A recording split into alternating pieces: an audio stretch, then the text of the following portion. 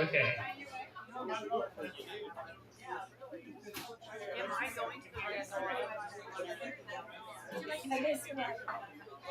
Okay. Sorry about that feedback. All right, it's 6:30. So let me please introduce our guests for the evening for Speaker Series Part 2, which we're very excited about. If you need to go outside, ideally you'll use that door right there, and hopefully the bartenders can serve you some water if you really need water. I know that this is the plumbed water line, but for now it's a little hard to get to. Um, Tonight, Speaker Series 2, we have the history of spiritual Sausalito, and we're talking about booze, not ghosts. So this has been a point of interest of mine for a long time, and I asked Scott and Rip if they would put together a presentation, and they went above and beyond. A presentation complete with slides and tastings and everything in between. So we are super excited to welcome Scott Jampol, founder and owner of Sausalito Liquor Company. We have Jeff Burkhart, who is the columnist for the BarFly columnist for the Marin IJ, and Rip Hunter, trustee at the Sausalito Historical Society. Pretty much the perfect combination for tonight's presentation. We couldn't ask for a better trio. Thank you, guys. Okay, can you hear us okay? Thank you, Kelly, for the introduction. And my name is Rip. I'm not an alcoholic.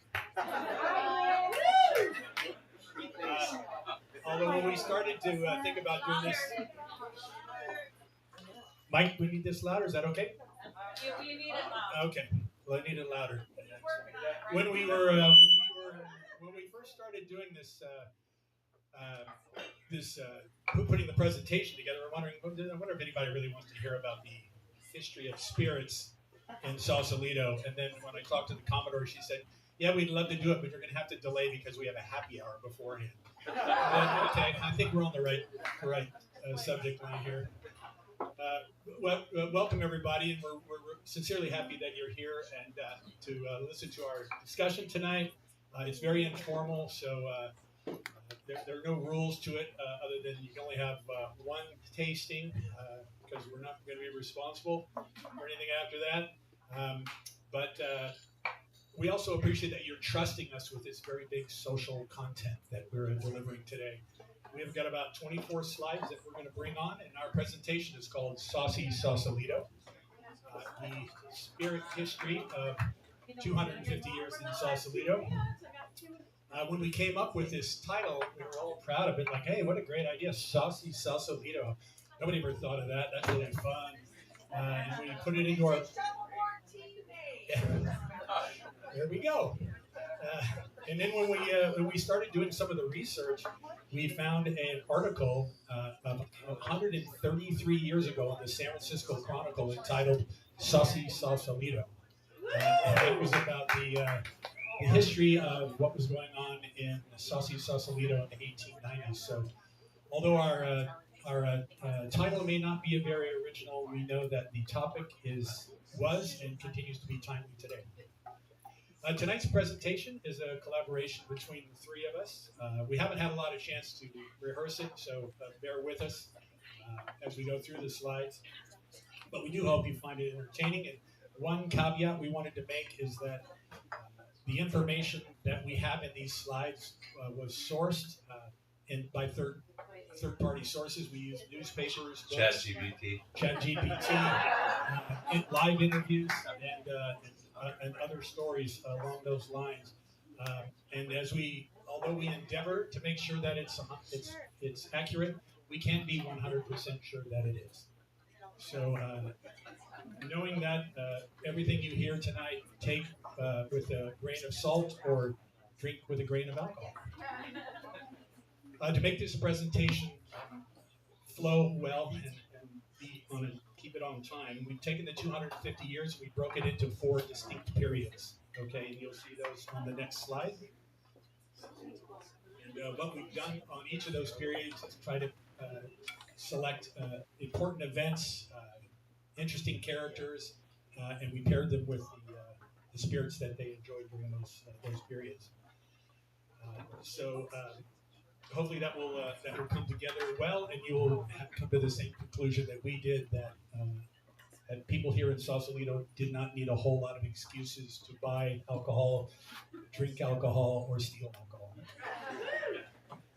And speaking of alcohol, to kind of give this presentation a little bit of a life, Kelly alluded to it, we're going to pair the 4 distinct histories with 4 distinct tastings from that period. You should be having a little bit Madeira that we brought around for you, which was very popular in the early 1800s, and so we're going to talk a little bit about that in just a second. But I think Scott and Jeff and I agree that the best way to learn history is to taste history. So sit back, sip along, and enjoy our presentation of Sausalito, Saucy Sausalito.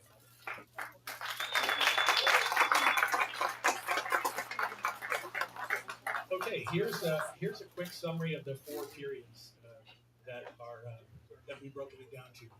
The explorers from the 1775 to 1845, about 70 years. The settlers, 1846 to 1918, 72 years. The bootleggers, that's a short period, only 14 years, from 1919 to 1933. And then the Bohemians and beyond, that was 1934 to the present time period. We've sort of summarized here some of the major events that occurred. I'm not going to go through them all, but most of these slides will touch upon all of them. But you can see there was a lot going on here in the United States, in Sausalito in particular.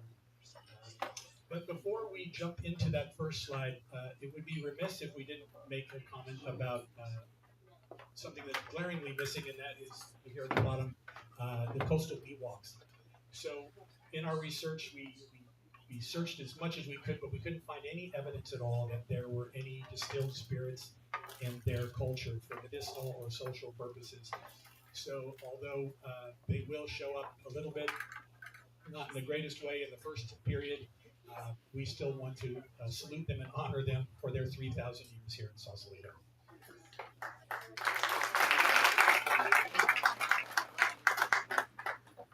Okay, and this is open discussion here, but this first period is the explorers. And for those of you that aren't familiar with, the Golden Gate was hidden for centuries, I guess, because the first documented explorer to come through the Golden Gate was a group, 23 sailors on the Spanish supply ship, the San Carlos, led by Lieutenant Juan Ayala. They came through the Golden Gate, and they actually anchored right here in Old Town. With deep water, sheltered from the wind, they were able to anchor for 9 days, and they replenished, like you'll see a lot of the ships that did here, replenished their water casks, their food supplies with beef, fish, and they also used the wood here to repair their boats. So that was a successful 9 days, and then they sailed over to Angel Island, where they spent 3 weeks, and they mapped the bay, and it was at that time that they actually named on their chart Sausalito, I believe is the way they called it. And anybody know what Sausalito means? Little willow, of course. We have lots of willow trees here back in the day, and still do, but that was what its name is, and its spelling has changed, but the name has stuck. We did want to point out, this begins our discussion about the spirits, is that the ships that came in here, including the San Carlos, were well equipped with spirits. Not because it was only a perk for the sailors, but because it was necessary. Water went bad, but alcohol did not. So the Spanish groups that came through here had wine, they had brandy, and something that I didn't know. It's called aguardiente, which means sugared water or fire water or something like that. hot water. It was really hot. Still is.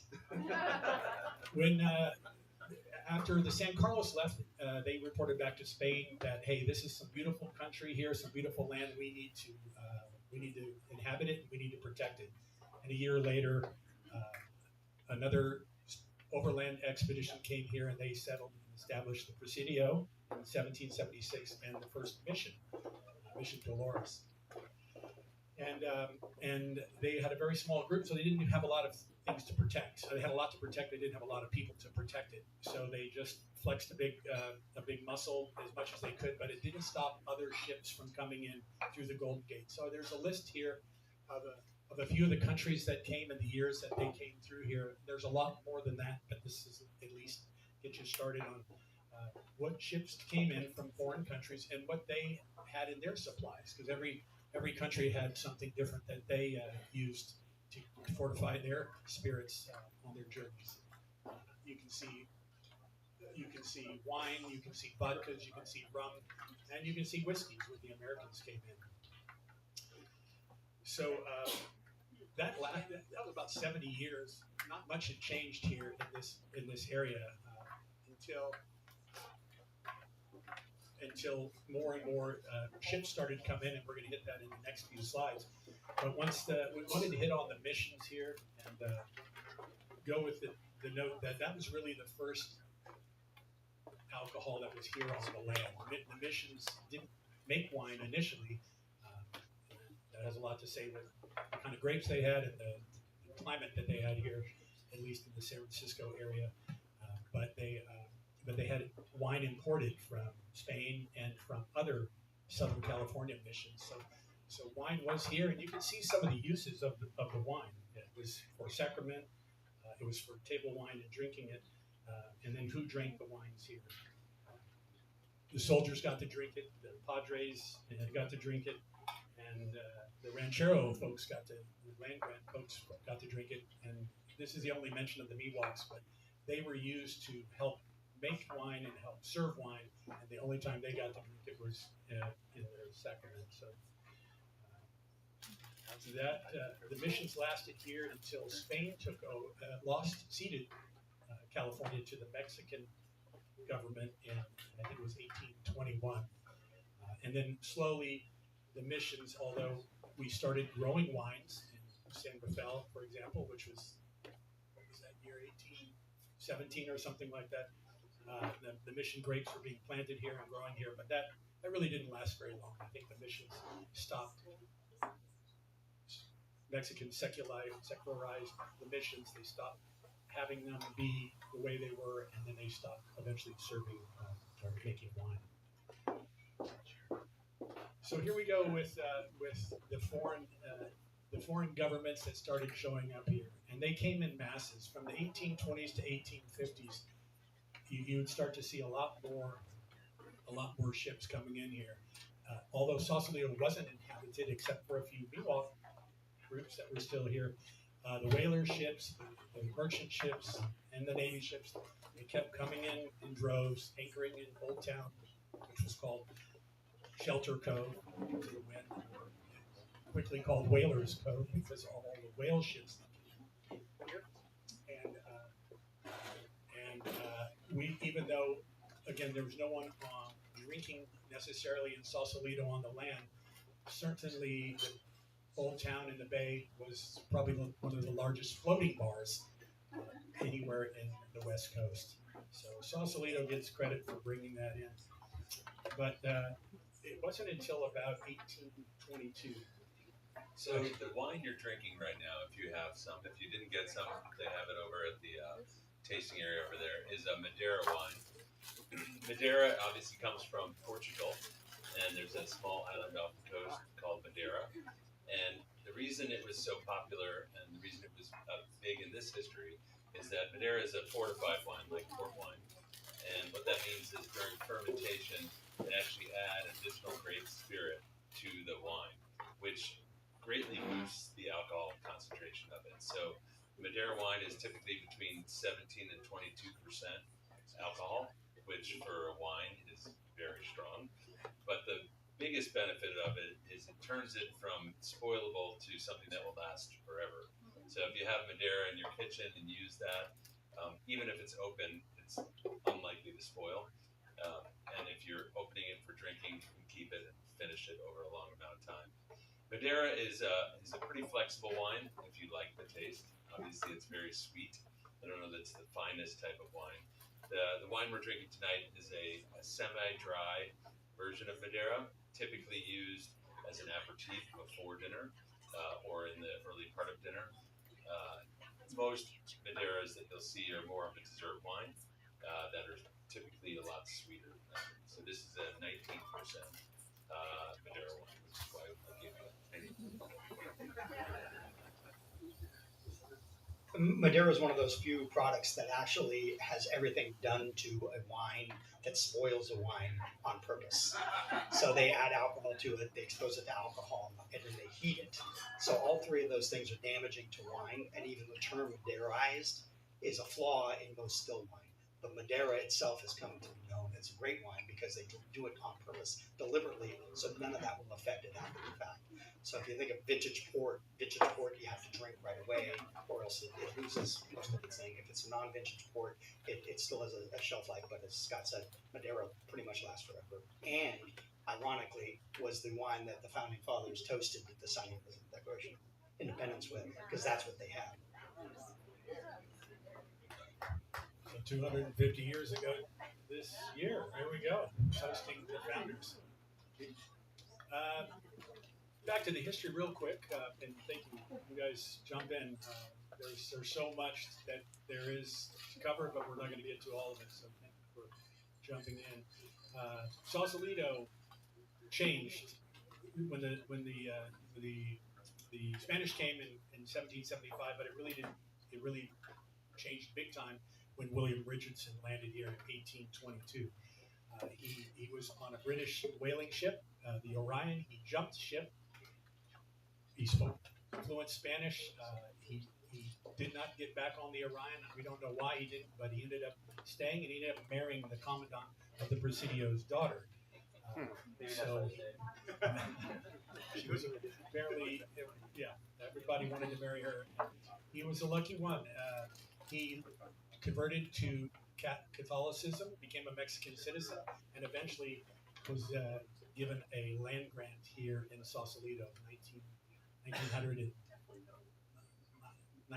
and 571 some odd acres, which covered from the northern tip of where the Golden Gate is, all the way to somewhere around Mount Tam. So prime area that he got pretty much by himself. So he moved here and settled in Old Town, and I think the reason why, he was quite the entrepreneur. So he saw the opportunities of controlling that area. He became the captain of the port in San Francisco. And just one side note, I'm sure you guys already do this, but nobody understands really what we owe William Richardson. He was a guy, but he's credited, if you look it up, as the founder of Yerba Buena, San Francisco. He was the first resident in San Francisco other than the Presidio and the Mission. And then he's also considered the founder here of Sausalito. He envisioned Sausalito as this giant metropolis, so he wanted to be based here. He didn't think San Francisco was gonna make it the way it did. But while he was here, he did everything he could to make as much money as he could. As a captain of the port, when the ships came in, he would handle their customs. And we're not exactly sure what that meant. Jeff called it grafting. Just graft. Graft, where he was shaving a little bit off the top, but he dealt in spirits. So he collected a little bit of everything you saw there. And although he, among other things, he probably is credited with having the first liquor store here in Marin County at his home. So where was it? Well, his original home was somewhere in Old Town, but then there's this photo here where you can see in Newtown he moved over, and that's on, I think, corner of Pine and Bonita in Caledonia, right there. And you can see in that photo that clear area is what's going to become Caledonia Street that leads up to his house. So that's the new town of Sausalito area in the 1840s. He was a businessman and he was a socialite, so he is credited with having some of the biggest parties. And there were a number of great quotes. I don't think I had him on here, but one fellow who came here, I think it was Captain Wilkes of the Vincentes, said that he was great. He was very hospitable and served great food, but definitely over poured drinks for you. And just speaking of the social scene, I listed a few of the celebrities. So he liked to hang with the rock stars. So you can see Richard Henry Dana, the author of 2 Years Before the Mass. He landed here in Sausalito, hung out with Richardson and his family for a while. I mentioned Wilkes from the Vincentes, Wise from the Portsmouth, and even William Tecumseh Sherman came in here into Old Town. And pre-Civil War, he hung out and went to a number of the fiestas, and apparently it was said that he liked William Richardson's daughter and was working really hard on converting her thinking. But that didn't happen, and so he went back, and the rest is history with him. Okay.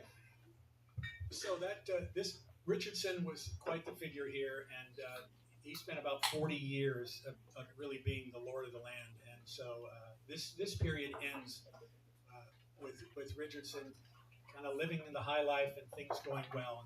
And what he didn't recognize is what was coming, and that's where we come to the settlers and the 1846, which starts with the Bear Flag Revolt all the way to World War I. And a couple of little things to point out about the Miwoks, which I think there's some explaining, is one of the things about making alcohol is distilling is not making alcohol. Distilling is refining alcohol. So you have to have alcohol in the first place, and then you refine it and make it more concentrated. And so the problem around here is there's nothing that ferments. So in order to make something from grain, you have to brew it first, which involves cooking it and making a bread product, which they really didn't have the resources to do that. Acorns don't necessarily do that as a primary food source for the Miwoks, but there's no fruit around here that is fermentable in mass. So the thing about grapes that happens is grapes naturally ferment on their own. You leave them on the vine long enough, they create alcohol, and then you can make wine out of that, or you can distill alcohol out of that. There was none of that raw material here. So when the Spanish came, they had to bring their own raw material to make. Where if you think of when the Spanish were in Latin America, there was pulque, which was made from the agave. So that was a raw material that they could exploit. There was already fermentable products down there. But that's what makes the Miwoks very unusual. Is almost every culture of mankind on this planet has a fermentable alcohol, and the Miwoks didn't. And that's very highly unusual. So that's one thing to point out. One other thing, as we're getting into the Bear Flag Revolt, and before we get into that, but the Pachecos, which is a family up in Sausalito, they have a winery up there. They actually have 2 mission vines up there, and they say they put some of those grapes into the Cabernet that they make, which I think is an interesting thing. So, and he's right, mission grapes are terrible, right? So you wouldn't want to make wine out of it, but if you don't have wine, you don't have sacrament. If you don't have sacrament, you're in big trouble. So it's right off the freeway right by Perry's there. So you can see the grapevines there. They're Cabernet grapes, which is very unusual. There's only 2 Cabernet vineyards in Marin County. That's one of them. The other one is Coelho. Apples, I'm sure, were imported. I don't think there were any apples here. So again, there's no fruit. There's no natural fruit. Blackberries, maybe, but there's not enough juice in blackberries to really create something like that. So that's one thing. The other fun fact about the Bear Flag Revolt is the only battle of the Bear Flag Revolt happened up in Old Holly in Nevada. The only actual fighting that happened during the Bear Flag Rebellion was in Nevada, which almost nobody knows. There was one casualty, right? Which for him, I think it was pretty important. So Richardson got here and things changed, but there was probably no bigger change than what happened in the next 3 years of the Bear Flag Revolt, which led to the Mexican-American War, which was part of the Mexican-American War, which led right to the Gold Rush, which led right to statehood. So you can see right away the key milestones are giant and impactful here. The population of Sausalito, again, my friend ChatGPT guarantees me these are estimates. But during just before the Bear Flag Revolt, there was probably about 100, less than 100 people here, and most of them were working on Richardson's ranchero, taking care of cooking, all the work that was involved in that. When the gold rush hits here, It bypasses Sausalito, but we still pick up a lot of immigrants that show up here. So the population doubles in about 3 years, and then when California becomes a state, more and more immigrants are coming in here, and then quickly thereafter, you can see some of the big changes or the big evolutions that came here in Sausalito were a ferry service, the Sausalito Land and Ferry Company, which started buying through other lawyers, bought land from Richardson, because as much as Richardson liked to make money, he lost more money than he made. So he had all kinds of trouble with ships that sunk and debts that couldn't go paid during the gold rush, etc. So he gave away more and more land, and some rich San Francisco folks started buying it up, and they decided they would start selling it back. So that was when people like Randolph Hearst was able to move here, and other prominent figures in from the American side, but also the British colony side. Probably out of that 1860 population of up to 600, a lot were British colony folks coming over from second sons, etc., coming in, building these big houses and living here. So Sausalito, I listed some of the immigrant groups that came here, and the British, the Portuguese, the Chinese, the Italians, the Germans. We quickly became an international melting pot to this smaller scale than San Francisco, but just as diverse, which really made Sausalito very interesting in the cuisine, food we had, the language, the culture, and the spirits that we drank. And there's a list here of some of the nationalities and what they brought in and made part of the Sausalito culture. So 1868, the Sausalito Land and Ferry Company buys a ferry boat called the Princess, docks it right kind of where Barrel House is. You can see some of where that general area was, where the Princess would run twice daily service across to San Francisco. So lots of people could come here and work, and come here and live, come here and visit. Quickly thereafter, the North Coast Pacific Railroad completed their line, which terminated right there where the Sausalito Hotel is now, and then they moved the ferry service to match with the railroad. So right away, now we have rail coming in and out. We have we're starting to become a transportation hub, and all that transportation now is requiring a lot more workers. We need people to do boarding houses. We need people in restaurants. We need people working on the ferries and working on the railroads, and we need people making beer, and we need people making whiskey. So that occurred, and it occurred pretty rapidly. You can see in the 1890s, right away, the population, again doubles in about 20 years, and all of a sudden, our little Sausalito with 2,200 people has at least 25 bars. I don't think we have 25 bars here right now. We have 25 bars. Every corner has a bar. That's a great aspirational ratio. That's a great ratio. Yeah. 6 of the bars.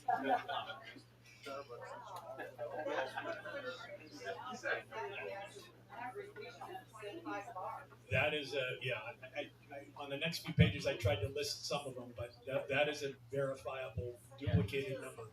And that's where the term Saucy Sausalito, this whole 1890s, and you'll see some of the groups that were here, but they were looking for any excuse to drink, and they did. And there were bars, they were saloons, they were called pool rooms too. And they weren't because they were playing pool, right? It was because they were betting. So that gave them another reason. And recognize that bar then is not what a bar is now. The bars that we are most familiar with didn't come along until the late 1800s, early 1900s. So even just like if you think of the restaurant model, most of the restaurant dynamics that we see right now didn't exist 100 years ago at all. Not at all. What we would consider a restaurant now would have never been a restaurant then. So back then it was more inn-like. There would be drinking establishments and things of that nature. And the other thing about like pinning down that number, Well, everything's in flux, just like now. Bars open, bars close, bars change. So all that, history is a constant amalgam of all kinds of things happening. But what we have to think about when we think about history is we can't think of it in the terms that we think about things now. So even whiskey, rum, Madeira, all those products then were drastically different than what we drink now. So that's one of the problems with retroactive cocktails is you have to go back and determine what they were using.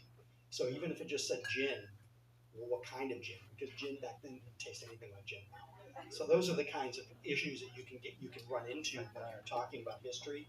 It's all about perspective, and you have to go back to the time frame it was in and look at it from that perspective. And that's difficult to do because we're all biased by our own experiences. So again, a bar now would look nothing like a bar then, right? First of all, there wouldn't be any women, which would be a big problem, right? And if they were there, there'd be a different kind of thing.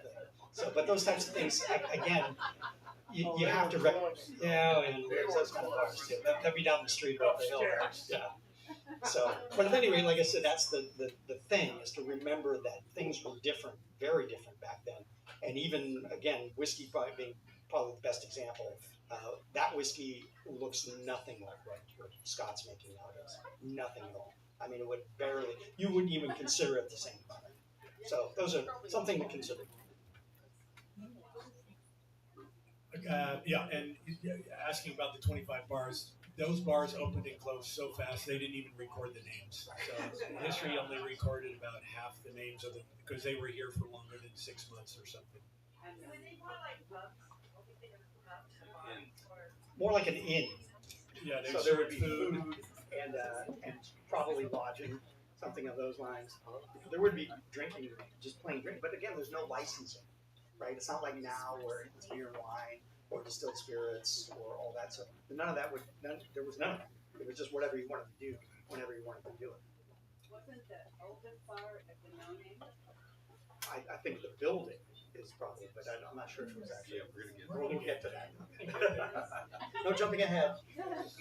A couple of fun facts too. We wanted to sprinkle the alcohol history with Sausalito history, but you see on the picture here on the bottom right, that is very close to where we are right now, looking down Caledonia. So in 1868, as part of the Sausalito Land and Ferry Company promotions, they were able to talk the Scottish Caledonia Club of San Francisco, which had a lot of members, to come over on the ferry to San Francisco and spend a week here producing the Scottish Games. So about 4,000 people made the trip in a week. And that picture is taken pretty much where Caledonia Street, and that's why Caledonia Street is named Caledonia Street, is because of that. But the Sausalito Land and Ferry Company were looking for any kind of ideas to promote and bring business here. When are we going to resurrect those games? What events were there? That's why you're here tonight. Hibachi? Any Scottish folks here? Yeah. Tossing logs, things like that. Just to digress just a little bit, because we want to talk about the first bar here in town, and a little bit about Old Town as well, because Old Town really it's called Old Town because that was really where things got started. But in the Spanish, after the Bear Flag Revolt, when California kind of became a territory of the United States, the U.S. Navy brought ships here, and they anchored them in Old Town. And the Navy was looking at establishing a Pacific fleet base. And the Commodores of the time decided Sausalito Old Town was the best place. It had a deep anchorage, it had soft beaches, you could bring the ships right up and repair them, and had lots of water, wood, etc. And so for 4 years, Sausalito was the West Coast, the Pacific Fleet headquarters here. And the Navy, they actually were the ones that didn't go to the gold rush, so they were not very happy. So they decided to be entrepreneurial. So there's a lot of undercurrents of entrepreneurship. While they were receiving their pay in the Navy and doing part-time Navy, they were also doing part-time restaurant, hotel, and bar work. And they owned a lot of the downtown, so I mean, a lot of the old town. So this picture here on the top is the very first picture of Sausalito taken with a camera, and that's taken kind of like from the 2nd Street steps down to Old Town, and the arrow is pointing at Lieutenant McCormick's Fountain Hotel. So he created this hotel and took money from people and created really the first bar. And like Jeff said, it was a bar. It was a lodging place. They served food, etc. And that's probably right about on Main Street and 3rd Street, right where that is. And you can see one of the steamships that are pulled up. In fact, you can even see in the foreground some steam where they soften the wood so that they can do repairs. The name spelling keep changing? It's like different spelling. Yeah, well, that could be me, and it could be those darn way Spanish spell things. I don't know. But it's a good segue to just remind people that Sausalito was spelled in a plethora of ways. And it wasn't until it was incorporated in 1893 that we came up with the spelling that we have today. But that's not hard and fast, apparently. Yeah, so a nice little fun fact that Sausalito was, before it had a school or a post office or a church, it had a barn. And then in 1851, one of the lieutenants in the Navy mapped out Old Town, and he mapped out 2nd Street, 3rd Street, 4th Street, North, East, North, South, West streets, and they still remain those today. In 1852, the Navy decided to move the Pacific Fleet to Mare Island, and I think that had to do, history says it probably had a lot to do with General Vallejo, who was very friendly to the California Republic and the new state, and I think that was some of his land. So that's where it is today. Thank goodness, because we would have a mess here if it wasn't.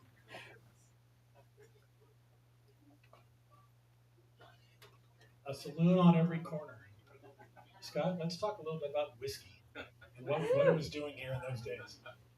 Yeah, so first of all, I should say if you're drinking the next cocktail, that is an old-fashioned. The old-fashioned came about in the 1800s during this period. The 1800s were really the development of cocktails in general. So in the early 1800s, you would drink a spirit, and because it was not made very well, it would taste pretty awful. You'd also add sugar and water and bitters to kind of cover up the flavor of that spirit. And so if you know what an old-fashioned is, it's exactly that. And so by the time cocktail culture started really kicking in the late 1800s, the old-fashioned is credited to have been called that because at the Pendennis Hotel in Kentucky, the bartender would serve cocktails, and people would ask him for make it the old-fashioned way.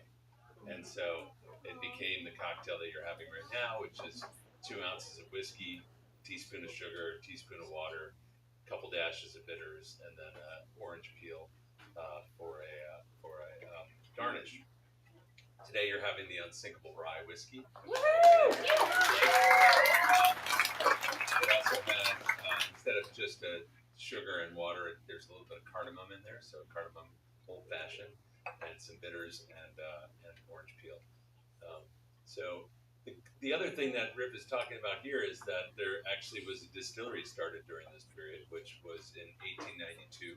There was 2 Irish brothers, the Mason brothers, that started the first distillery in town. And we'll talk about that distillery over time, because it actually was a very big part of our history, both in terms of trade and commerce, but also in terms of employment and impact on this area.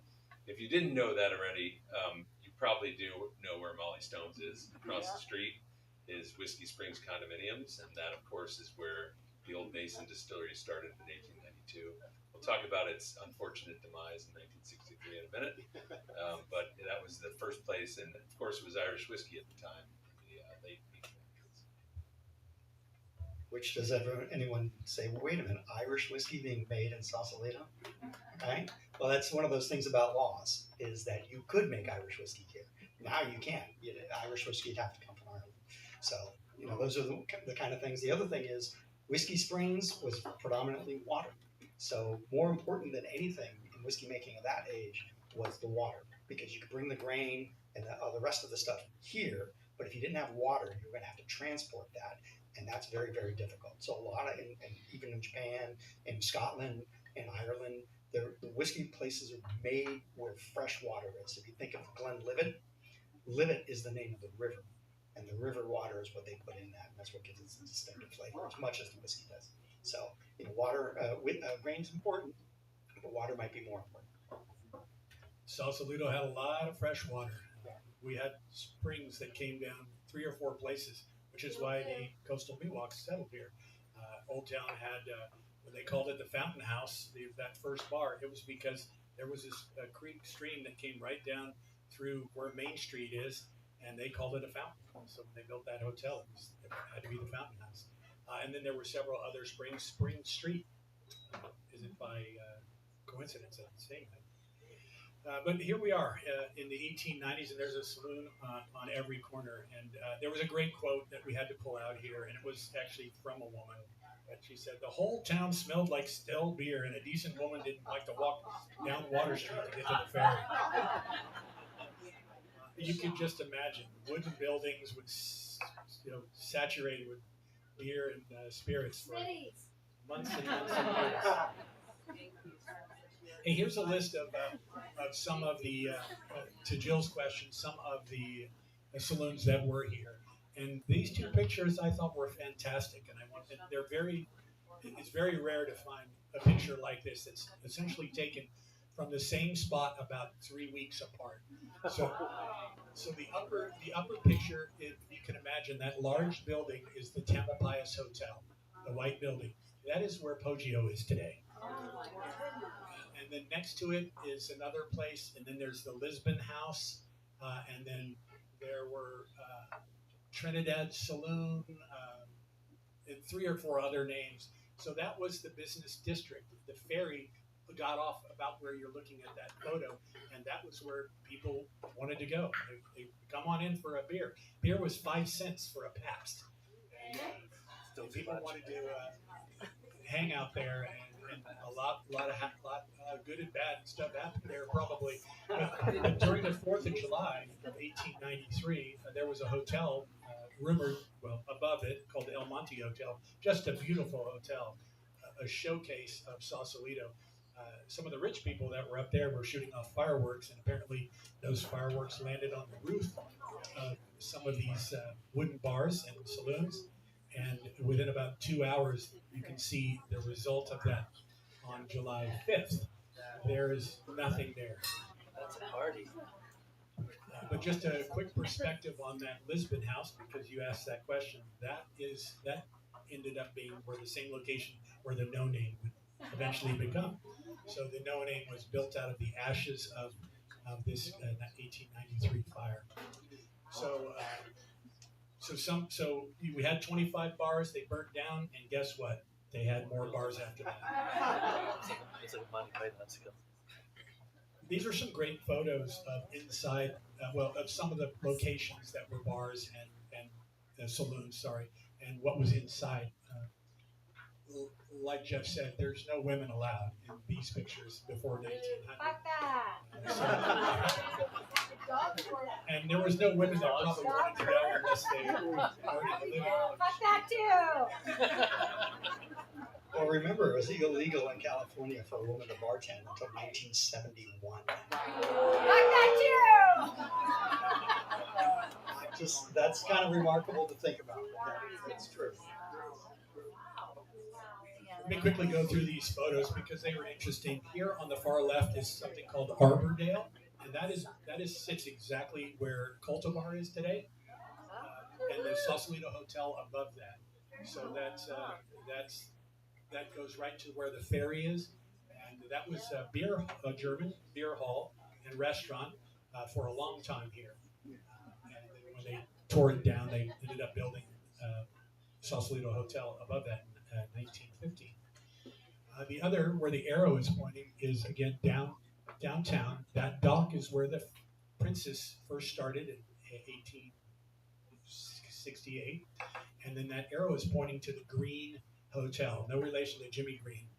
It's spelled exactly the same way. The original They served a lot of amber there for sure, but it was considered the first hotel bar in downtown. And so that picture, you can see where Water Street, who eventually would be Bridgeway, would be. So that area right in front of it is undeveloped, but that's Water Street, future Bridgeway Street, that comes towards Old Town. The two bar pictures, the one on the left here is the inside of the Hunter's Resort. No relation to this Hunter either. Are you sure? Yeah, we didn't go very far. But that was a male-only sort of hunting and adventurers club, and this is the inside of it. You can see they allow dogs but no women. That sounds fun. And then the top picture, you guys would maybe know about this, and there'll be a picture later, but you know where the castle by the sea, the quote-unquote Jack London house is, on the corner of Richardson and Water Street? Well, it had a bar, and that's the inside of the bar in the same building, but out in front of it would be a deck, and that would be the bar. So that was very popular, and you'll see more about it to come here. You also notice that there's no chairs in any of these bars. No one sits down, right? The whole idea of a bar was you could drink until you fell over. And once you fell over, that's when you had too much. That was just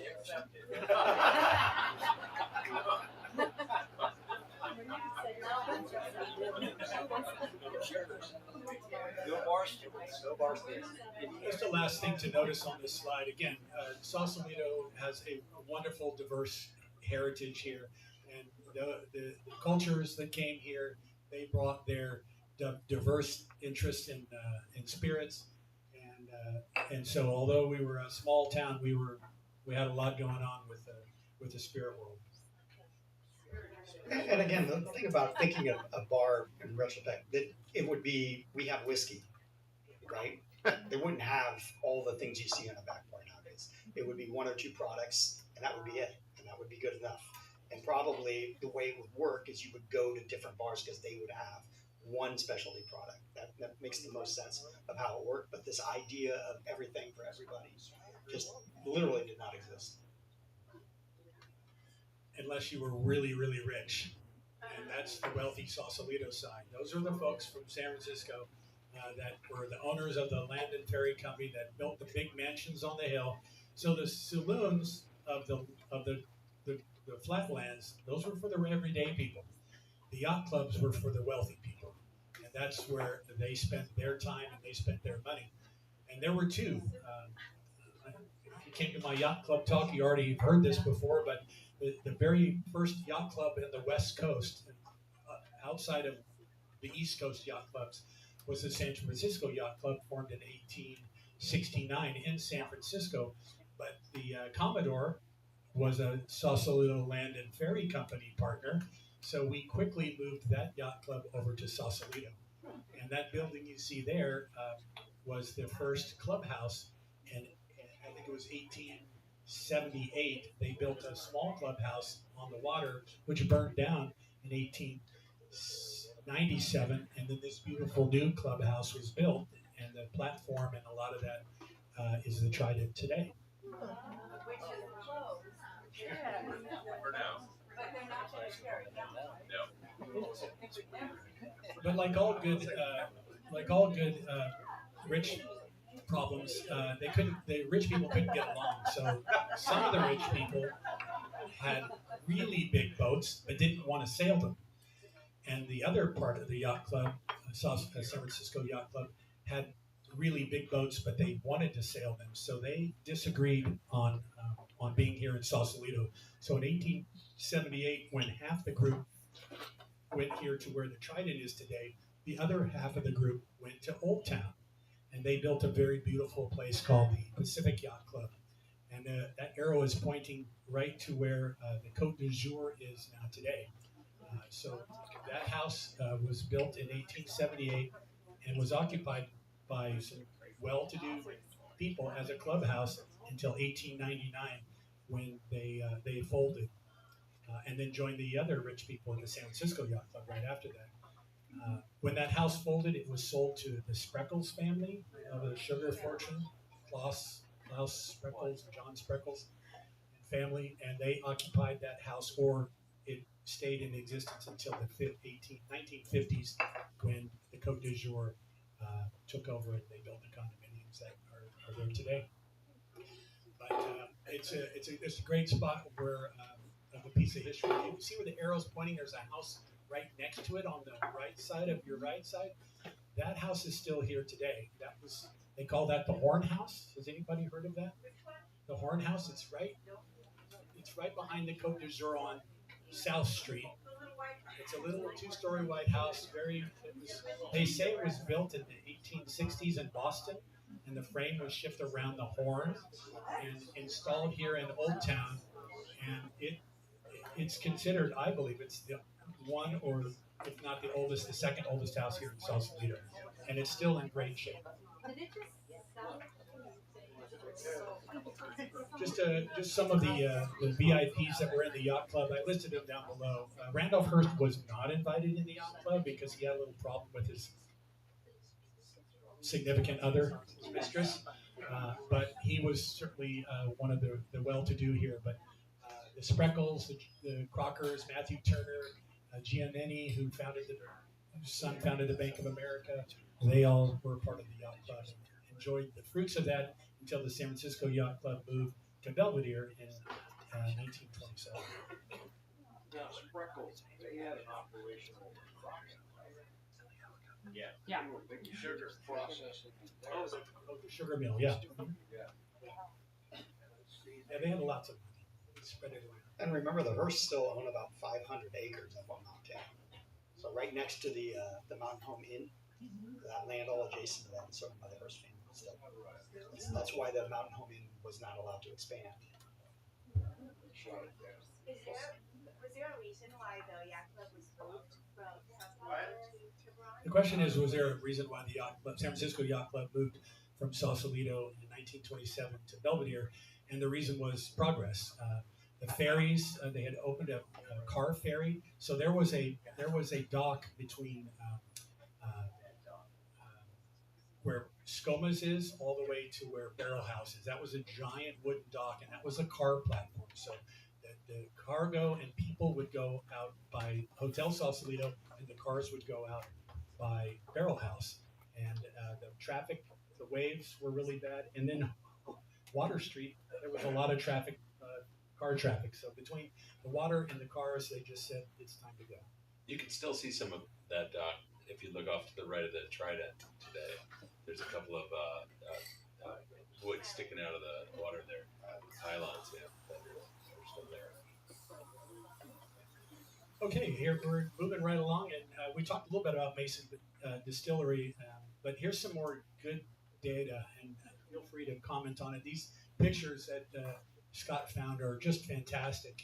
The very top picture is Mason Distillery as it looked probably in the 50s and early 60s, like 1960, 1961, and right in front of it is Bridgeway, so that's Bridgeway, and as Scott said, that turns into Whiskey Springs condominiums in the 70s, I mean 1978, I think, but they were producing quite a bit of distilled spirits.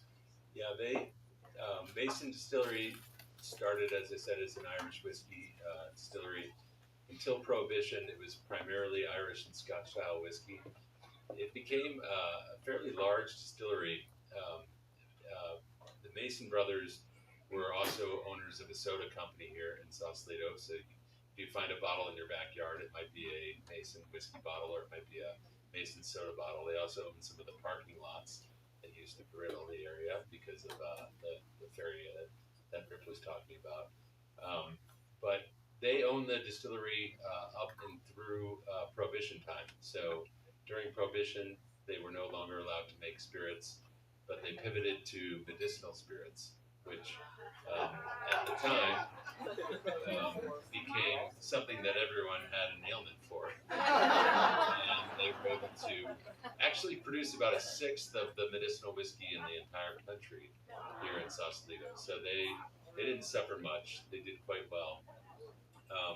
They operated the distillery until 1933, and at that time, Prohibition had ended, and they sold it to a company out of Pekin, Illinois, called the American Distilling Company, and that's when it really became a very large distillery. I think at that point it scaled up to about 230 people working there. So, as I mentioned before, it was not only a distillery, but it was a massive employer of this area. And it was the largest distillery west of the Mississippi River at that time. So, who would have thought that little Sausalito had this giant distillery? My grandfather was John Mason. Oh yeah. Yeah, and my mother, the stepmother, would not allow her to play with her friends that were Italian because she was prejudiced against Italians. So she came down and became a tomboy and played and drove the trucks around. So Joan said that her grandfather was John Mason, who is the founder of the distillery. I did not know this, there was a lot of bias towards different types of immigrants, and they wouldn't let them play with some of the Italian immigrants when they were growing up. But the Mason family is still local to this area. It's funny, I didn't know you were related to the Mason family. When I started Sausalito Liquor Company, the first thing I said is, I got to find out about these Masons, right? They were the people that started what I believe is something that should always be here. And so I reached out and I did a bunch of genealogy work, and I found some of the living Masons. Maybe, I guess they're your relatives. We're going to have to talk about this. So Joan and I have a new topic here. But one of the Masons' descendants was a fire chief in Mill Valley. The great-granddaughter of John Mason is working at a winery up in Sonoma. They sent me some of these pictures when I contacted them, which is where I think this middle picture came from here of them driving the whiskey barrels here in Sausalito, which I love. But I won't comment on the family dynamics, but there was not a lot of pride that they were part of this family, not the family, but the venture of spirits during this area, during that era. But the Mason family was a very significant family in the area and helped a lot with the development of Sausalito. Right? Cheers to the Masons. Your mother was a Marine. Yeah, after she became a tomboy, so she could drive the trucks like that. She was she was probably one of the earliest female Marines. That's amazing. That's incredible.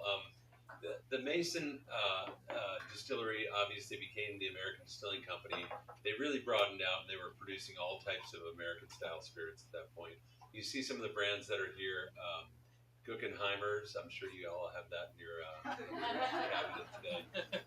Bourbon Supreme is probably the most famous of the brands. It actually still exists today. Someone owns that brand, and every once in a while when you're in a liquor store, you might see it on the bottom shelf in a plastic bottle. And it is still around.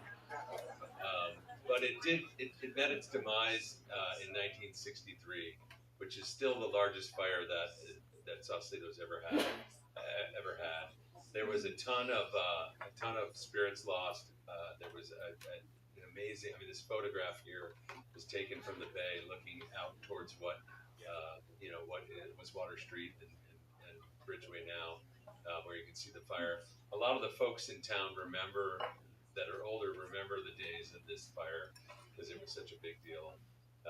And they decided not to rebuild. They decided to sell the land, which ultimately became the condominiums that you see today. What day was that? What day? It was like a Wednesday, I think.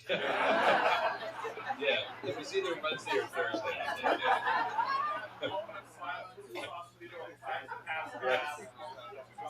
That's right. It would be the great Sausalito fire day. So actually, the fire is the distillery, and the topic is Burkhart. Yes. That picture is taken from a fireboat. They got there a little bit late, and that was. Yeah, I guess. We're going to talk talk about Prohibition now? Because I think it's a Moving right along. All right, excellent. Time check, 1 hour.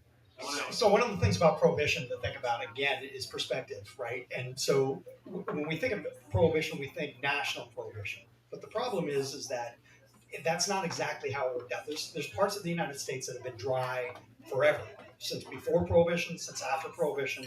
Prohibition was the nationalization of the law. So that's what happened, is it turned over enforcement of alcohol. Because remember, we're a group of states. People lose track of that. We're not a country necessarily, we're a constitutional republic. And each of those states has different laws. And that's why even today, when you go to different states, they have different liquor laws. And so the thing was the federal government came in and on the backs of actually the suffragette movement, banned alcohol. And it also, there were a couple other things that were happening at the same time. Absinthe had happened, but the big thing was industrial alcohol had hit the entire Western world. And the difference was phylloxera, which had started here in the United States, moved to Europe and wiped out brandy. And once brandy was wiped out, they turned to making alcohol on an industrial scale out of a lot of different other things. So a lot of the products that we think of today came about at that point in time. Before that, whiskey really, it wasn't nearly as popular as it is now, or even as well known. And even the production of a lot of these other products came along. But the problem with the industrial alcohol is they didn't have the science down, because a lot of the science was pretty new at that point. Remember, bacteria or even yeast wasn't even figured out until like 1870. So if you look at the Reinheitsgebot, which is the German beer purity law, it doesn't even include yeast because they didn't even know it existed. So a lot of these things came about, but they were experimenting with industrial alcohol, and industrial alcohol can be very dangerous. So absinthe got most of the rap for that, but by and large it was because of the production methods that they were using.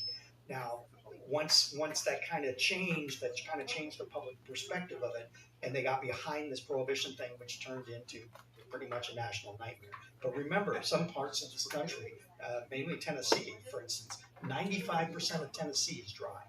It's almost completely dry and has been since the inception of this country. So the Prohibition exists in a lot of different ways in a lot of different states, and the laws vary. Like, for instance, in Alaska, you actually can't have a dry county or town. It's against the law. So there's a lot of those kinds of leeways. You can see, I always use Prohibition as an example. The best way to look at it is if you think of marijuana. Marijuana in the modern age gives us a great insight to what Prohibition is probably like, because marijuana is illegal.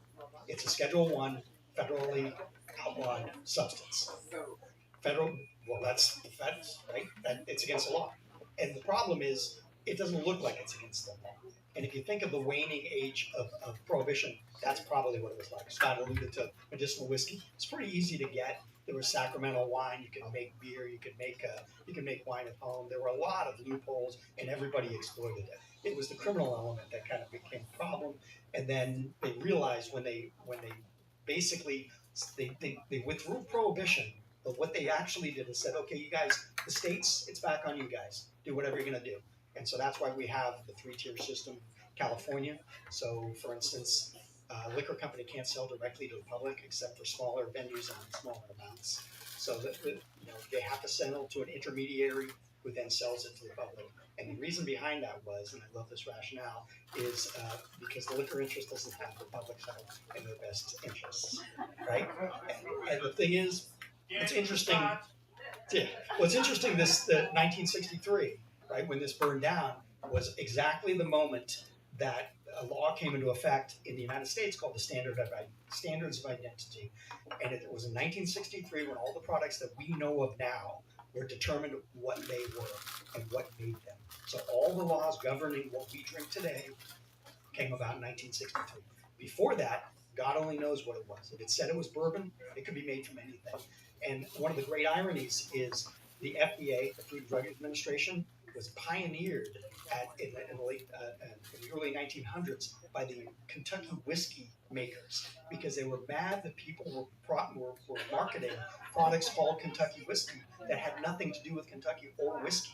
So they lobbied very, very hard, and they managed to get the FDA created right as Prohibition came in. So it's the old one train disguises another, right? They never even saw that. So their business they were put out of business, right? They went out of business, and when they came back, they never became federally regulated by the FDA. So alcohol is the only food product in the United States that is not regulated by the FDA. And sugar. Let's keep it that way. That's why there's no ingredients on it. That's why there's no ingredients on it. That's right. Just really quickly, I know we're running late, but you're drinking a Prohibition style cocktail. So this is called a bee's knees. And back then, if something was the bee's knees, it meant it was really, really great. And it is consisting of gin, lemon juice, and simple syrup. The reason that you would actually have this cocktail is because the quality of gin, as Jeff mentioned, was not monitored during that time. And it would be covered up a really poor tasting gin. And it also is really hard to detect there's alcohol in it. So hopefully you like this. This one is made with the Marin Coastal Gin. Recipe sample.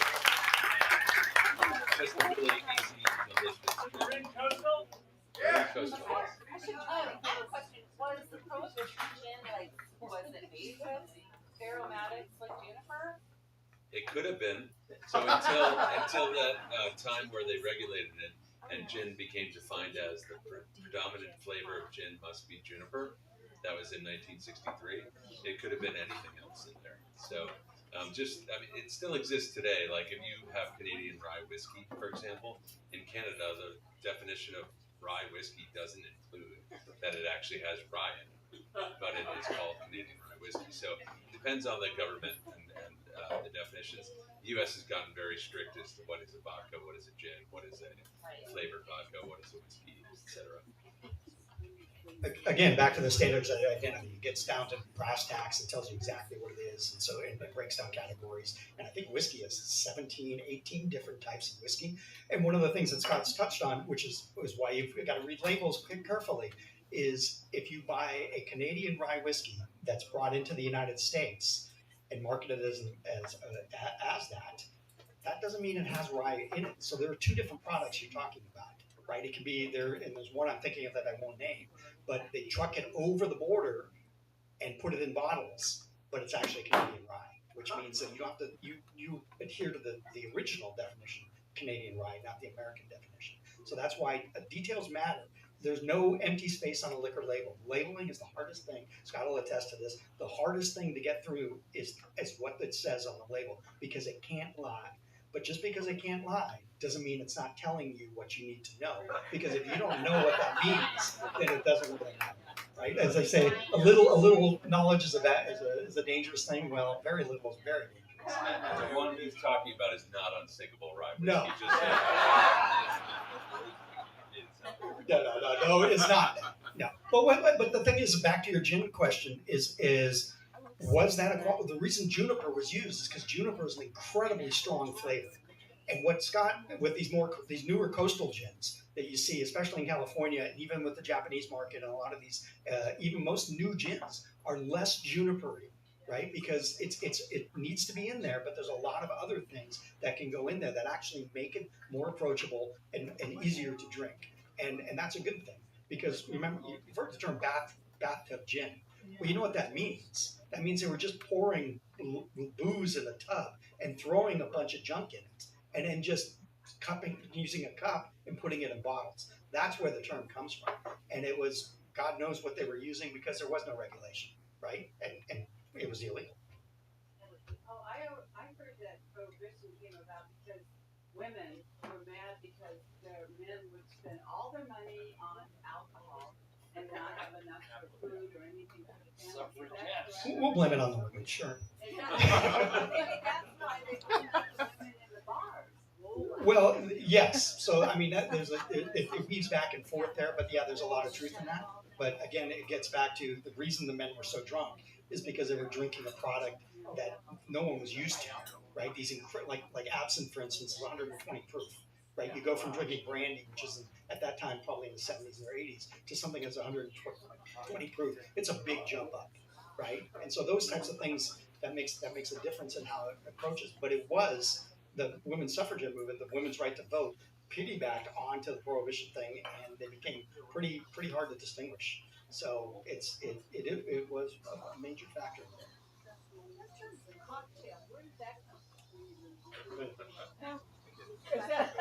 Well, it depends on who you ask.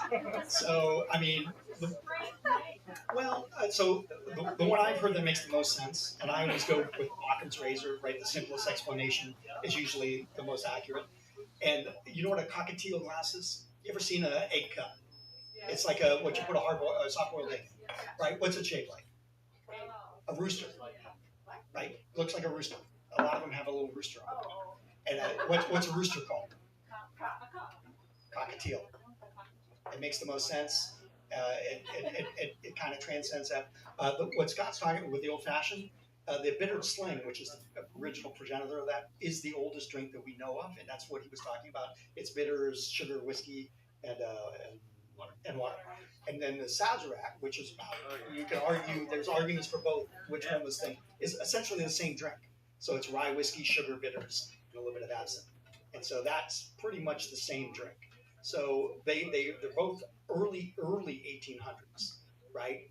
But the difference is that the Sazerac started off with not made from whiskey, it was made from cognac, right? The name Sazerac is from the family of the cognac producers. But cocktail meant something different than it does now. So if you think like shrimp cocktails, right, or crab cocktails, what are they served in often? Cocktail glasses, right? And that's actually where that glass came from, is because it was traditional. It's just like the martini olives. Originally, the martini olives were served on the side in what was called I can't remember, but it looks kind of like that lantern, right? And it's a pickle caster. That's what it is. And you would add them. And they still do that if you go to Europe and order a martini. They'll give you olives on the side. And so those things all kind of coalesce around Prohibition, because one of the things that you notice when you look at Depression era glassware things and Prohibition glassware is there's an awful lot of compote bowls sold. And a compote bowl was a cocktail glass because they couldn't sell a cocktail glass. So the shape of that compote thing is the same shape as the cocktail glass that we come to know of now. But again, what we think of as a cocktail glass now is not a universal cocktail glass. Even James Bond, the first two James Bonds never drink out of a conical glass. Never, not once.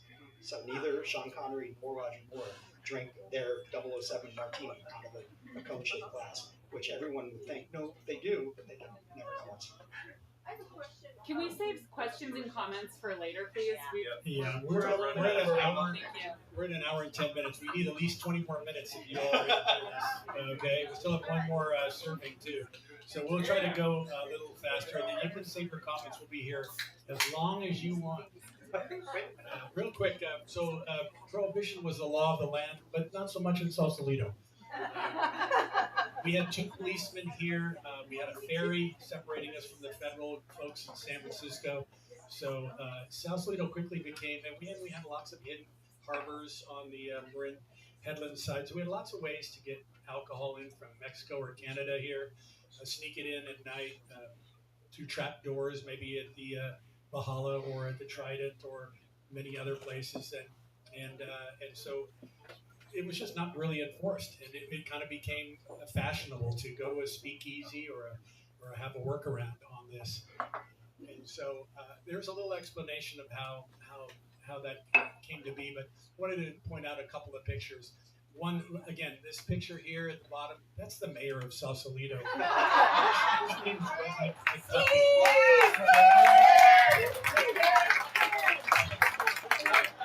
It might be something down. If you wouldn't mind, Stephen has a story about his grandmother and grandfather, how they met on Richardson Bay during Prohibition. Stephen? At the end. Thank you.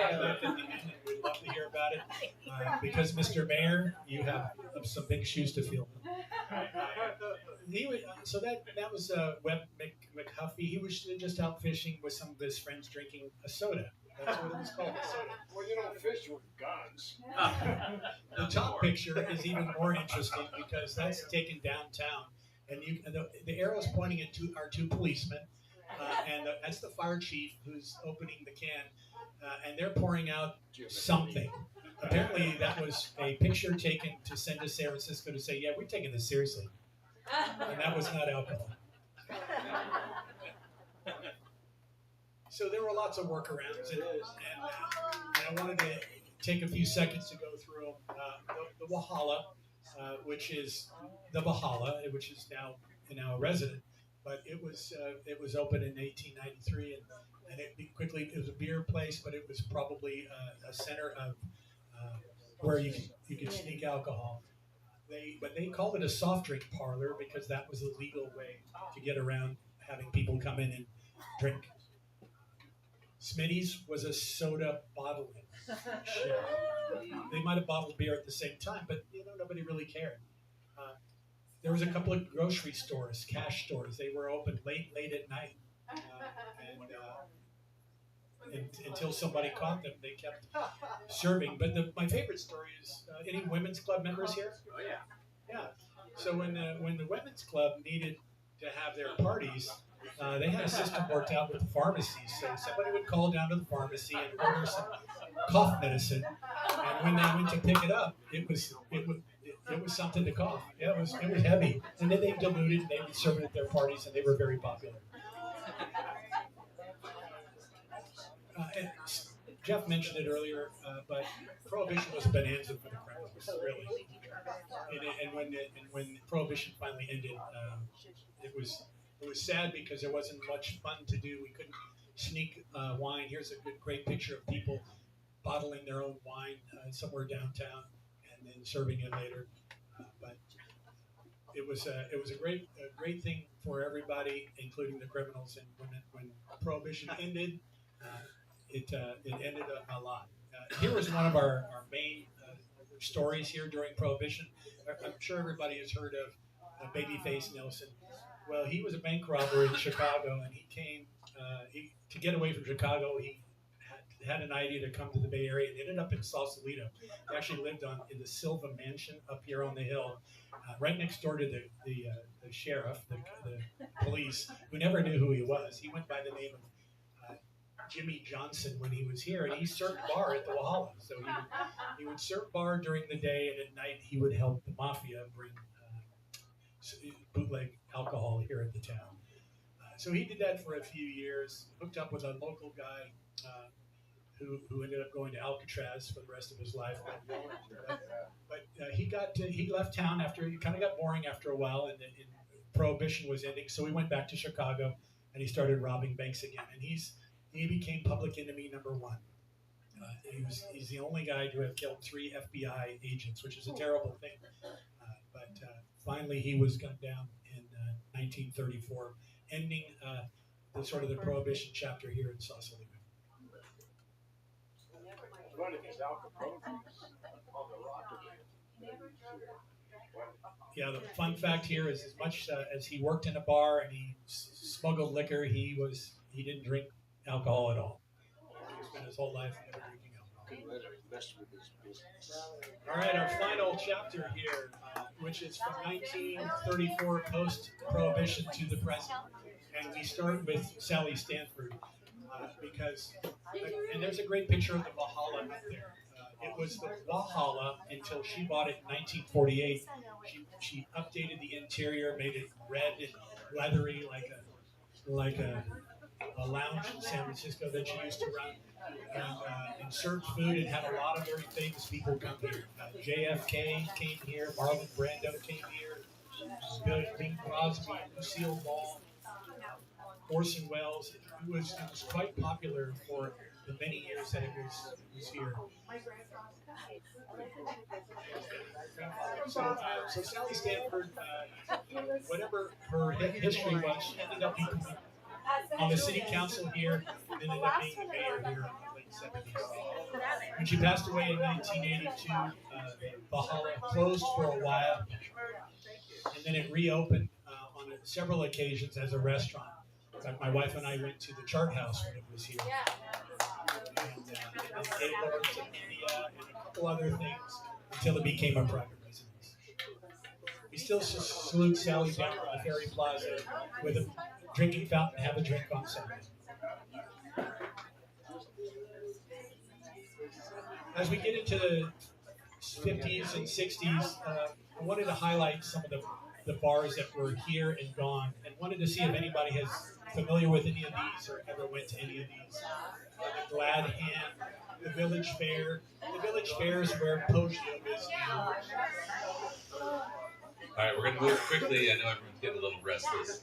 So if you could just give us a little attention, we'll finish up here. Thank you very much. We'll wrap this up. But the top is a Glad Hand, and that's Skoma's. And you can see that's where Bridgeway used to go right into the front of Skoma's. And then they were able to push it about 20 or 30 feet back and put something on the back end of the front. So it doesn't look the same, but the hand is still there if the next time you go by Skoma's. So the Glad Hand has its history here. The Arbordale was reinvented from the one that was early in the ferry days. They tried to do it, which is now a cultivar area. That failed. Zach's became Sausalito's crab shop. And then, of course, the Chart House was the old Valhalla. And then the Four Winds. Never heard of it, but it was located also underneath the Sausalito Hotel. These were great places that people from the 40s, post-World War soldiers coming back, bohemians, artists, etc. So, nice piece of Sausalito history. The next few slides are we'll go through them real quickly, but I wanted to kind of give a shout out to the many diverse groups we had here in town. The counterculture, we have to recognize and honor that group that's here. Anybody from the counterculture here?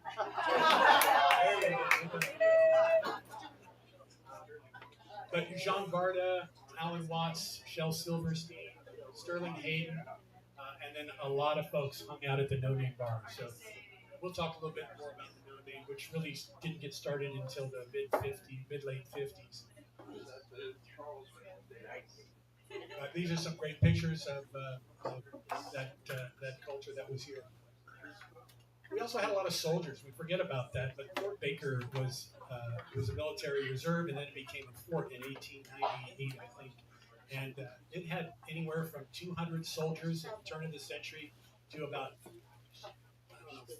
4,000 soldiers, 2,000 soldiers during World War II, and until it closed in 1990 when the National Parks took it over. But there's a great picture of Fort Baker and the road that goes right up, and that arrow's pointing to the Officers Club. So the officers got to drink at the Officers Club, and they got the good stuff, the good whiskey, the martinis, and the good beer on tap.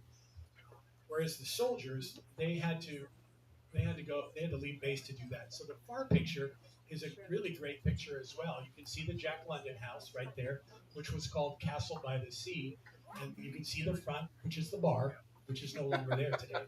But then right across the street is the cottage by the sea. But again, like Scott said, there's no hotels here unless they had a bar with a hotel. So that was called the Soldiers' Last Chance. So the soldiers would walk all the way over here into Sausalito. They'd hang out wherever they want. Had a lot of opportunities to go to places. But on their way home, the last place they could stop were one of those two bars or the arrows pointing at the Valhalla. They could stop there until they got home.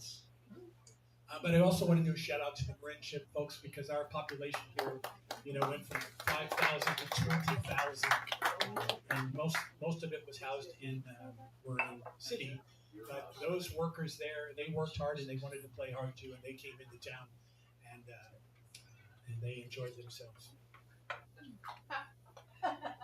Big shout out to the yacht clubs, the new yacht clubs, right? When the San Francisco Yacht Club left in 1927, there were no yacht clubs here for 20 years until the Sausalito Yacht Club was formed. And those were formed by those 7 guys right there. They were all teenagers. The oldest was 17 in that picture. And they were watching the ships of their friends that were off in World War II. And for several years, they said, well, we should, watching these ships, we should form a yacht club. So they formed a yacht club, and they made a rule that said the oldest member can only be as old as the oldest founder. He was 17 years old. So they had the Sausalito Yacht Club. They were all over the place as a clubhouse until 1960 when they built that great building down at the Ferry Plaza. But that was in 1942. In 1948, after World War II, a lot of soldiers came back, and they were over 18 years old. And they wanted to have a yacht club or a club, any kind of a club, a social club. And they wanted to be not just a sailing group, so they didn't want to join the San Francisco Yacht Club. They couldn't join the Sausalito Yacht Club, so they formed this great club right here.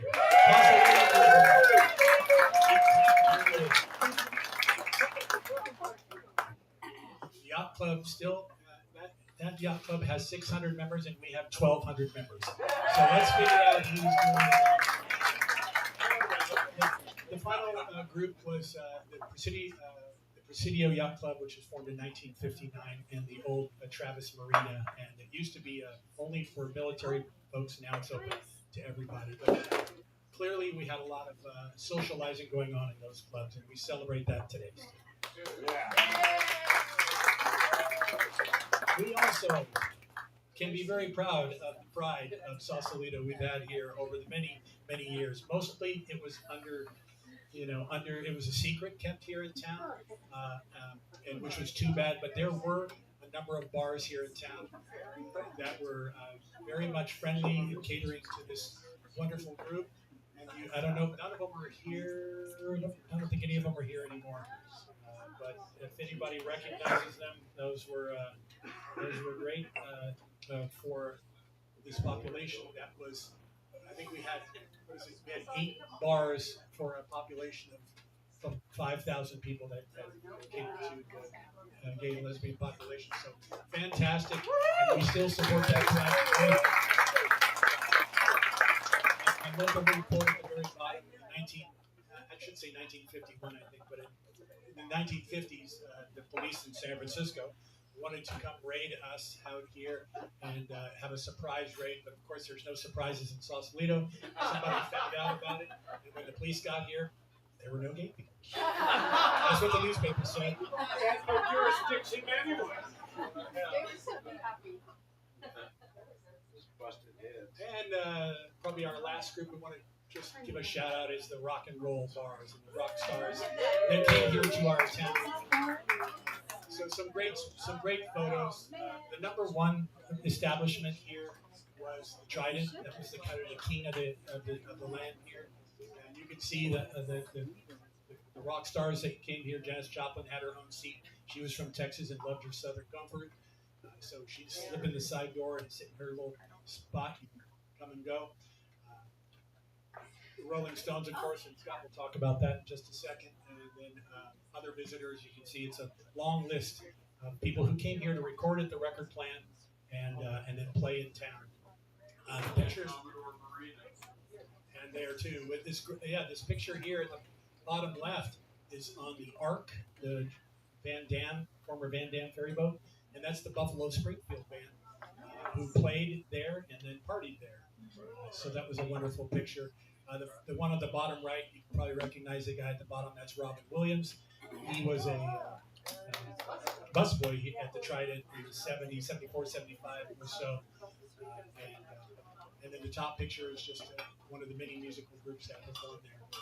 So we are going to chat a little bit about the Trident. Yeah, so your last cocktail here is the Tequila Sunrise, which now at the Trident has a beautiful plaque as the created spot of the Tequila Sunrise, which you can find across the globe.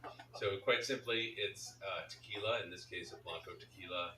It has orange juice and a bit of grenadine in it. Its origins do go back to the 1930s, though, the Biltmore Hotel. It was a different cocktail, but apparently the story goes that when the Rolling Stones were here during the 1972 tour, a very famous tour of theirs, the owner of the Trident created this cocktail almost out of necessity when they requested a specific cocktail. And this version of the cocktail was created and has become what is known as Tequila Sunrise today. Jeff, do you want to talk a little bit more about this because you worked on this? Yeah, it was my great fortune actually to be the first person to write that story. Right, so I wrote it for National Geographic back in 2008, and it was very interesting because I had met the curator for the Trident website because the Trident was closed. It was Horizons at that point. And, he wanted to meet for lunch. And so we came down, we talked about a bunch of things. And then he just casually dropped this, Robin Williams, all the stuff that we've just heard. And then he said something about the Tequila Sunrise. I'm like, no, that's not possible. And so sure enough, I went and did a bunch of research, and it came down to the fact, I could actually talk to the guy who did the inventing and all that, and everything was great except for one little piece of that story, which meant that I had to verify it with the Rolling Stones. Because I can't say that this happened if the Rolling Stones don't say it happened. And so I sat on that story for 2 years because I really just couldn't do that. That's the thing about history, is it has to have verification, right? It's one thing for someone to tell you something, and even if they tell you, no, I know, well, you need to prove that you know. You can't just say stuff. So at any rate, Richard released a book called Life, and like one of the chapters was called the Cocaine and Tequila Sunrise Tour. So even though I'd sent them notes asking for their verification, they didn't do that. Turned into kind of a big story. Cuervo made a whole series of commercials based on that. Rolling Stones released tequila based on that. Bobby, who was the bartender, was flown over, did a whole bunch of stuff. It was quite a big deal. But the Tequila Sunrise gets a bad rap in a lot of ways, but it is outside of the margarita. Name 2 more tequila drinks. It's really hard, right? Because Tequila Sunrise is one of the only other ones. Paloma maybe, but everything else is a derivative of something that already exists. So, and I've seen that Tequila Sunrise on menus from Tokyo to South America, everywhere. It's kind of crazy, and it was definitely happened here. You can pinpoint. I can remember Bobby telling me, he goes, "Do you want to talk to the Rolling Stones tour manager?"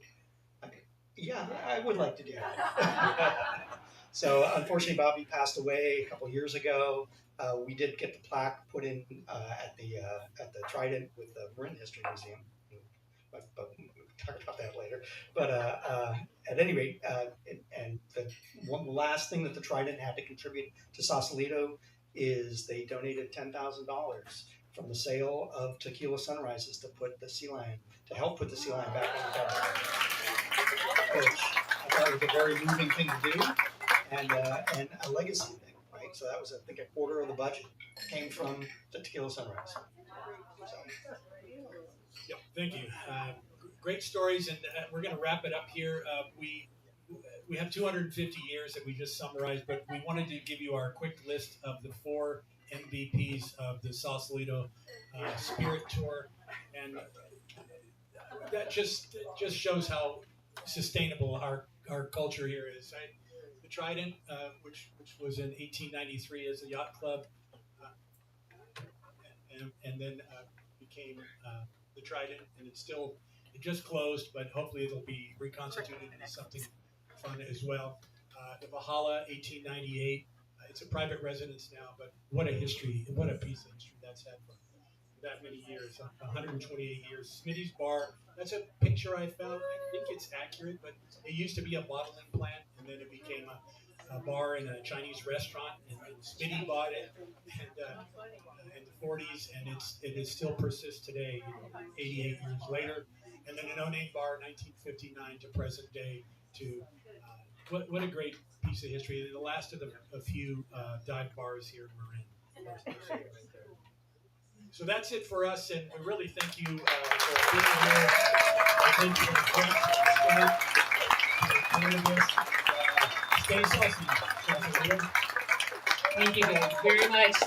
Yeah, thanks for the big round of applause for these guys taking all this time to put together this elaborate presentation and the cocktails. Thank you so much, Scott, for holding those together. What a nice treat to have during this presentation.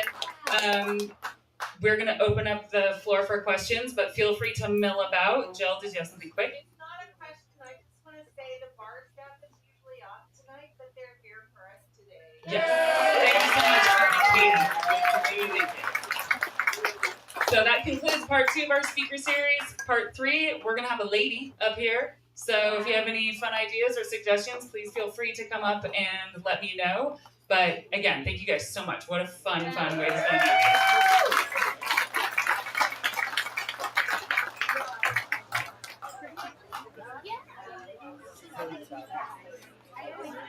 See you the next